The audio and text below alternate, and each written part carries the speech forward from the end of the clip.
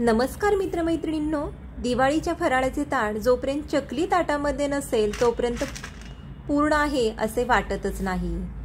किंवा आपण कितीही फराळ जरी खाल्ला तरी सुद्धा चकली खाल्ल्याशिवाय आपल्याला काही समाधान मिळत नाही। अशी ही कुरकुरीत, आतून पोकळ, काटेरी आणि मला चकली तर चहा सोबत खाण्यासाठी खूपच आवडते। तुम्हाला आवडते की नाही हे कमेंटमध्ये नक्की मला सांगा। आजपर्यंतची सर्वात भाजणी बनवण्याची सोपी पद्धत आणि बिलकुल ही चकली तेल पित नाही, तेलात विरघळत नाही आणि याला तेलाचं मोहन सुद्धा जास्त घालावं लागत नाही। फक्त 4 ते 5 थेंब तुम्ही तेलाचं मोहन घातलं तर इतकी छान खुसखुशीत चकली तयार होते। रेसिपी वाटीने आणि वजनी दोन्ही पद्धतीने तुमच्यासोबत शेअर केलेली आहे। तर व्हिडिओमध्ये अगदी छोट्या छोट्या टिप्स दिलेल्या आहेत। जरी तुम्ही पहिल्यांदा भाजणी बनवून चकली बनवणार असाल तर ती इतकी छान परफेक्ट होईल याची गॅरंटी मी तुम्हाला देते। चला पटकन आपल्या रेसिपीला सुरुवात करूया। दिवाळीसाठी खास आपण भाजणीची चकली बनवतोच, तर त्यासाठी आपण घेतलेला आहे अर्धा किलो रेशनिंगचा तांदूळ। आता रेशनिंगचे जर तांदूळ नसतील तर कोणता तांदूळ वापरायचा? इंद्रायणी आणि आंबेमोहर सोडून इतर कोणताही जुना तांदूळ तुम्ही ही भाजणी बनवण्यासाठी वापरू शकता। कोलम, सुरती कोलम, बासमती यासारखा तांदूळ वापरला तरी सुद्धा चालणार आहे। तांदूळ वाटीने करेक्ट 4 वाट्या मोजून घेतलेला आहे। सर्व साहित्य आपल्याला एका वाटीने मोजून घ्यायचं आहे जेणेकरून परफेक्ट अशी आपली भाजणी तयार होईल। तांदूळ आपण एका पातेल्यामध्ये काढून घेतले आणि या पद्धतीने ते आपल्याला अगदी चोळून व्यवस्थित धुवून घ्यायचे आहेत। या ठिकाणी मी रेशनिंगचा तांदूळ वापरलेला आहे। तांदूळ 2 ते 3 वेळा धुतल्यानंतर या पद्धतीने चाळणीवरती नितळण्यासाठी ठेवलेला होता। तांदूळ छान नितळलेला आहे। एक सुती कापड अंतरायचा आहे आणि त्यावरती आपल्याला हे तासभर तांदूळ फॅनखाली सुकवून घ्यायचे आहेत। एका तासामध्ये फॅनखाली तांदूळ छान सुकतात। या पद्धतीने अगदी पातळ तांदूळ पसरवून घ्यायचा आहे जेणेकरून ते एका तासात छान असे सुकतील। एका तासानंतर पाहू शकता तुम्ही तांदूळ छान सुकलेले आहेत। हे बिलकुल आपल्या हाताला चिकटत नाहीत। इथपर्यंतच तांदूळ आपल्याला सुकवून घ्यायचा आहे। गॅसवरती जाडसर तवा ठेवायचा आहे आणि तव्यावरती हे तांदूळ काढून घेऊन मंद आचेवर छान एकसारखे हलवत भाजून घ्यायचे आहेत। तांदूळ जर तुम्हाला धुवून घ्यायचा नसेल तर एका सुती कपड्याने तो तुम्ही पुसून घेतला तरी सुद्धा चालणार आहे। तांदूळ अगदी 10 मिनिटांमध्ये छान भाजून होतात। एकसारखे हलवत आपल्याला तांदूळ फक्त कुरकुरीत होईपर्यंत भाजायचे आहेत, बिलकुल याचा रंग बदलायचा नाही। तांदूळ भाजल्यामुळे हलके होतात आणि त्यामुळे खुसखुशीत आपली चकली होण्यासाठी मदत होते। यासाठी आपण तांदूळ डाळी भाजून घेतो जेणेकरून चकली छान खुसखुशीत होते। तर 10 मिनिट होत आलेले आहेत। तांदूळ छान भाजत आलेले आहेत, पाहू शकता तुम्ही। तांदूळ भाजलेला आहे की नाही हे कसं ओळखायचं याच्या 2 पद्धती मी तुम्हाला सांगणार आहे। पहिली म्हणजे या पद्धतीने तांदूळ तोडून पाहायचा, अगदी पटकन तुटला जातोय। दुसरी पद्धत म्हणजे तांदूळ भाजल्यानंतर तो सुरुवातीपेक्षा छान असा पांढरा शुभ्र दिसू लागतो। या ठिकाणी तांदूळ भाजून झालेले आहेत, हे आता आपण एका ताटामध्ये काढून घेऊयात। यानंतर मी घेतलेला आहे 2 वाटी भाजकं डाळ। वजनी 250 ग्रॅम आहे। तांदळाच्या अर्धा आपल्याला हे डाळ घ्यायचं आहे। काही ठिकाणी याला डाळवं सुद्धा म्हटलं जातं। हे डाळ अगोदरच भाजलेलं असतं त्यामुळे जास्त याला भाजण्याची गरज नाही। फक्त थोडंसं जरी मॉइश्चर असेल तर ते आपल्याला काढून टाकायचं आहे। यासाठी फक्त 2 मिनिटांसाठी याला आपण गरम करून घेतोय। 2 मिनिट झालेले आहे। छान असं हे डाळ आपलं भाजून झालेलं आहे। नेहमी भाजणी बनवताना आपण हरभऱ्याची डाळ वापरतो, पण यावेळेस आपण भाजकं डाळ वापरलेलं आहे त्यामुळे चकली अजूनच जास्त खुसखुशीत होते। डाळ भाजल्यानंतर या ठिकाणी आपण घेतलेली आहे 1 वाटी मुगाची डाळ। वजनी पाहायचं झालं तर 125 ग्रॅम ही डाळ आहे। मंद आचेवर डाळ आपल्याला 5 ते 6 मिनिटांसाठी भाजून घ्यायची आहे। मुगाची डाळ ही हलकी असते त्यामुळे पटकन भाजली जाते, खूप जास्त वेळ लागत नाही। ही भाजणी आपल्याला अगदी व्यवस्थित भाजून घ्यायची आहे जेणेकरून आपली चकली सुद्धा खुसखुशीत होईल। त्यामुळे भाजणी भाजताना बिलकुल घाई गडबड करायची नाही। डाळ सुद्धा आपल्याला डाळीवरती अगदी छान हलकेसे तांबूस डाग येईपर्यंत भाजायची आहे। डाळ या ठिकाणी भाजून झालेली आहे। तुम्ही पाहू शकता सुरुवातीला डाळ जास्त पिवसर दिसत होती, आता ती हलकीशी तांबूस दिसू लागलेली आहे, भाजून झालेली आहे. काढून घेऊया. ताटामध्ये काढलेली आहे जेणेकरून रंग तुमच्या लक्षात यावा यासाठी. यानंतर घेतलेली आहे अर्धी वाटी उडदाची डाळ, ग्रॅममध्ये 75 ग्रॅम आहे. डाळी मी धुवून घेतलेल्या नाही, सुती कपड्याने पुसलेल्या आहेत. डाळी जर धुतल्या तर त्या सुकण्यासाठी खूप जास्त वेळ लागतो, यासाठी धुवून न घेता फक्त पुसून घेतलेले आहेत. उडदाची डाळसुद्धा 5 मिनिटांमध्ये भाजून झालेली आहे. काढून घेऊयात. आता यानंतर आपल्याला भाजायचे आहेत पोहे. 1 वाटी पोहे घेतलेले आहेत, ग्रॅममध्ये 50 ग्रॅम पोहे आहेत. पोहे आपल्याला मंद आचेवर एकसारखे हलवत कुरकुरीत होईपर्यंत भाजायचे आहेत. मीडियम फ्लेमवर अगदी 2 ते 3 मिनिटात पोहे छान कुरकुरीत होतात. हातावरती चुरून पाहायचं, भाजून झालेले आहेत. काढून घेऊयात. यानंतर आपल्याला लागणार आहे 2 चमचे साबुदाणा. साबुदाणा घातल्यामुळे चकलीला थोडासा चिकटपणा येण्यासाठी मदत होते, यासाठी घातलेला आहे. अगदी 2 मिनिट गरम करून घेतला आणि तो काढून घेतला. यानंतर 4 चमचे धणे घेतलेले आहेत. धणेसुद्धा आपल्याला फक्त गरम करून घ्यायचे आहेत, जास्त भाजायचे नाहीत. आता 2 चमचे जिरे फक्त आपल्याला गरम करायचे आहेत. हे मसाले आपण जास्त भाजलेले नाहीत, कारण याचा सुगंध कमी होतो, यासाठी फक्त हे गरम करून आपण घेतलेले आहेत. या ठिकाणी आपली भाजणीसुद्धा छान थंड झालेली आहे.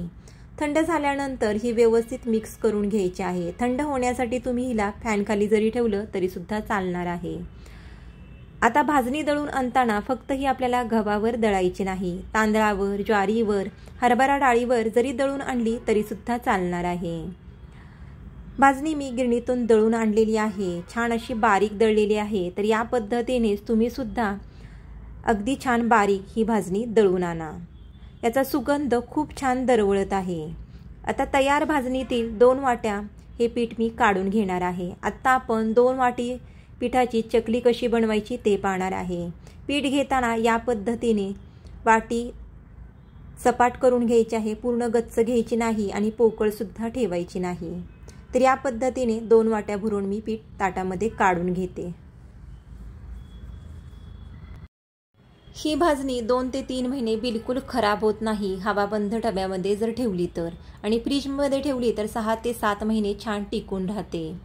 भाजणी काढून घेतल्यानंतर उरलेली भाजणी लगेच झाकून ठेवायची आहे, जेणेकरून याचा सुगंध छान टिकून राहील. गॅसवरती कढई ठेवलेली आहे. कढईमध्ये 2 वाट्या पाणी काढून घेऊयात. जेवढं आपण भाजणीचं पीठ घेतलेलं आहे तेवढंच आपल्याला पाणी वापरायचं आहे. 2 वाटी भाजणीच्या पिठासाठी आपण 2 वाटी पाणी वापरलेलं आहे. आता या पाण्यामध्ये 1 चमचा लाल मिरच पावडर, 3 चमचे पांढरे तीळ आणि चवीप्रमाणे मीठ, 1/4 चमचा मीठ घेतलेला आहे. थोडासा ओवा या पद्धतीने हातावरती चोळून घालूयात आणि चिमूटभर हळद. 1/2 चमचा मी तेल घालणार आहे. अगदी थोडंसं तेल घालायचं आहे. जरी या भाजणीसाठी, या चकलीसाठी तुम्ही तेल नाही वापरलं तरीसुद्धा चालणार आहे, पण अगदी थोडंसं तेल घातलेलं आहे, जेणेकरून चकली आतून छान पोकळ होईल. पाण्याला छान उकळी आलेली आहे. गॅस आपण लो ठेवलेला आहे. या पद्धतीने पाण्याला उकळी आल्यानंतर याच्यामध्ये आपल्याला भाजणीचं पीठ ॲड करायचं आहे. महत्त्वाची टीप म्हणजे तेलाचं मोहन बिलकुल जास्त घालायचं नाही, नाहीतर चकली जास्त तेलकट होते आणि तेल पिते. जरी तुम्ही यासाठी तेलाचं मोहन नाही घातलं तरीसुद्धा चकली छान होईल, पण आतून पोकळ होण्यासाठी अगदी थोडंसं आपण तेलाचं मोहन घातलेलं आहे. 2 वाटी भाजणीच्या पिठासाठी आपण फक्त 1/2 चमचा, पोळी खाण्याचा 1/2 चमचा तेल घातलेलं आहे. एक लाटणं घ्यायचं आहे आणि या पद्धतीने आपल्याला पीठ व्यवस्थित लाटण्याने मिक्स करून घ्यायचं आहे. गॅसची फ्लेम आपण लो ठेवलेली आहे. पीठ मिक्स करून झाल्यानंतर लगेचच आपल्याला गॅस बंद करायचा आहे. पीठ या ठिकाणी आपण व्यवस्थित पाण्यामध्ये मिक्स केलेलं आहे. आता लगेचच याच्यावरती झाकण ठेवायचं आहे. मी गॅस बंद केलेला आहे. 10 मिनिटांसाठी हे पीठ आपल्याला असंच झाकून ठेवायचं आहे. 10 मिनिटांनंतर आपल्याला लगेचच हे पीठ एका परातीत किंवा ताटामध्ये काढून घ्यायचं आहे. पीठ गरम आहे, आपल्या हाताला चटके बसू नयेत यासाठी आपण हे एका फुलपात्राच्या साह्याने, ग्लासच्या साह्याने व्यवस्थित मळून घेऊयात.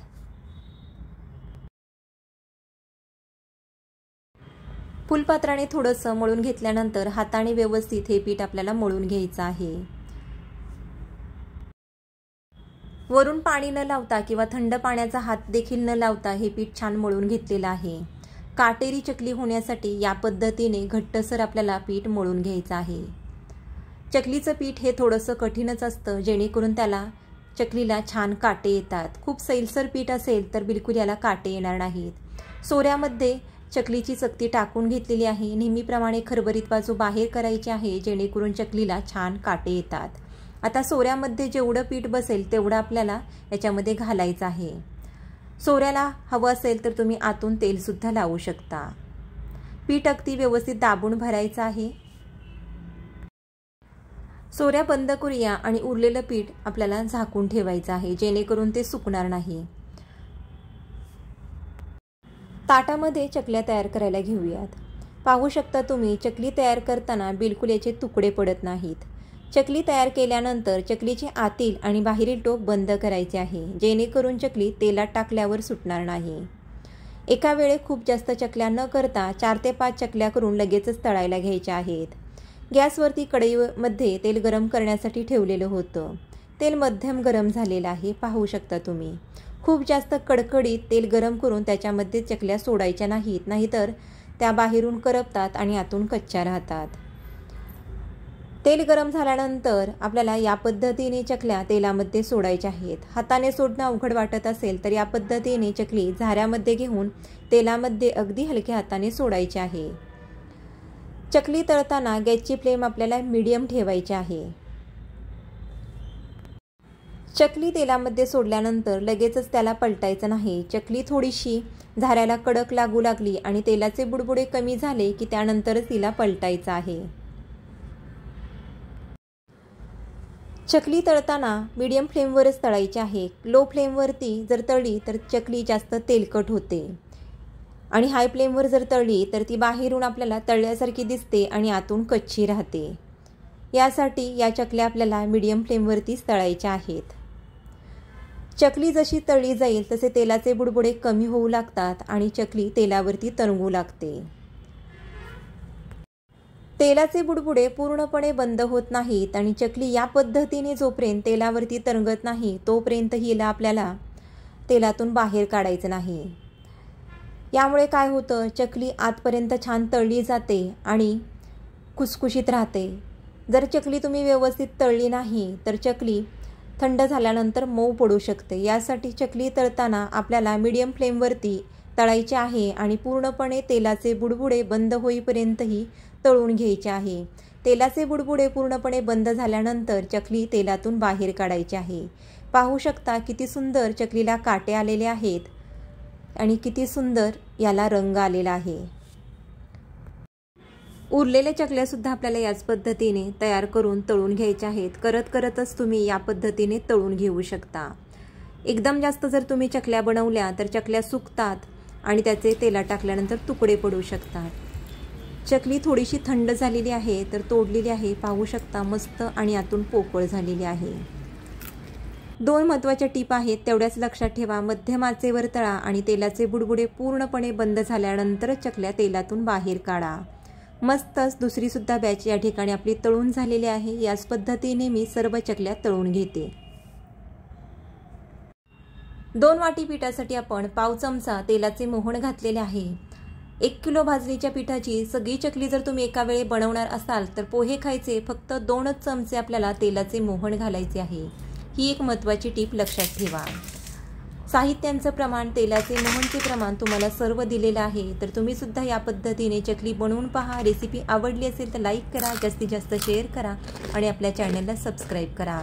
चकली पूर्णपणे थंड झाल्यानंतरच आपल्याला ही हवाबंद डब्यामध्ये ठेवायची आहे। धन्यवाद।